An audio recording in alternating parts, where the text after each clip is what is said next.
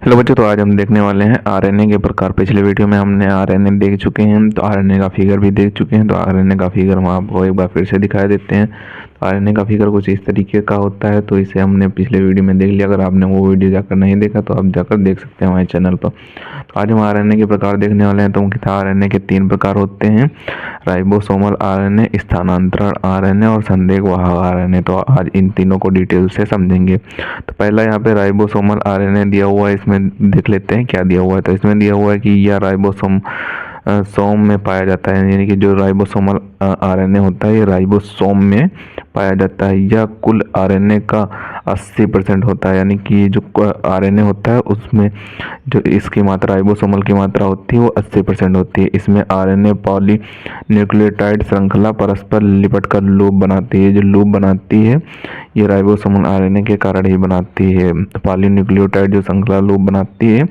वो ribosomal RNA के कारण ही बनाती है। लूप नाइट्रोजन बेस परस्पर हाइड्रोजन बंध द्वारा जुड़े होते हैं। जो लूप होता है nitrogen base, loop nitrogen base जो होता है वो हाइड्रोजन बंध द्वारा जुड़े रहते हैं।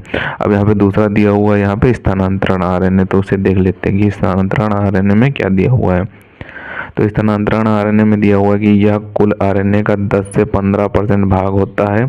कुछ आरएनए अणु मुक्त रूप से कोशिका द्रव में पाए जाते हैं, यानी कि इसके अंतर्गत जो स्थानांतरण आरएनए के अंतर्गत कुछ आरएनए अणु होते हैं जो वो मुक्त रूप में कोशिका द्रव में पाए जाते हैं। ये आकार में अपेक्षाकृत बहुत छोटे होते हैं। जो स्थानांतरण आरएनए होते हैं ये बहुत ही छोटे होते हैं आकार में।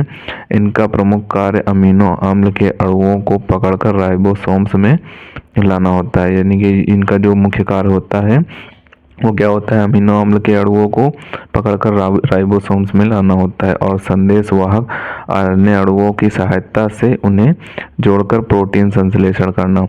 और एक जो लास्ट वाला होता है संदेशवाहक आरएनए, इसी आरएनए का प्रकार होता है।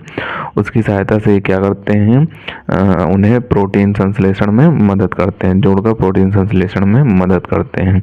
अब यहाँ पे लास्ट पार्ट दिया हुआ है कि ये संदेशवाहक आरएनए, तो इसे देख लेते हैं। तो इसमें दिया हुआ है कि ये केंद्रक से कोशिका द्रव में पहुंचकर राइबोसोम्स की सतह पर प्रोटीन संश्लेषण में मदद करते हैं। यानी कि ये जो संदेशवाहक आरएनए होते हैं ये केंद्रक से स्टार्ट होते हैं और कोशिका द्रव में पहुंचते हैं।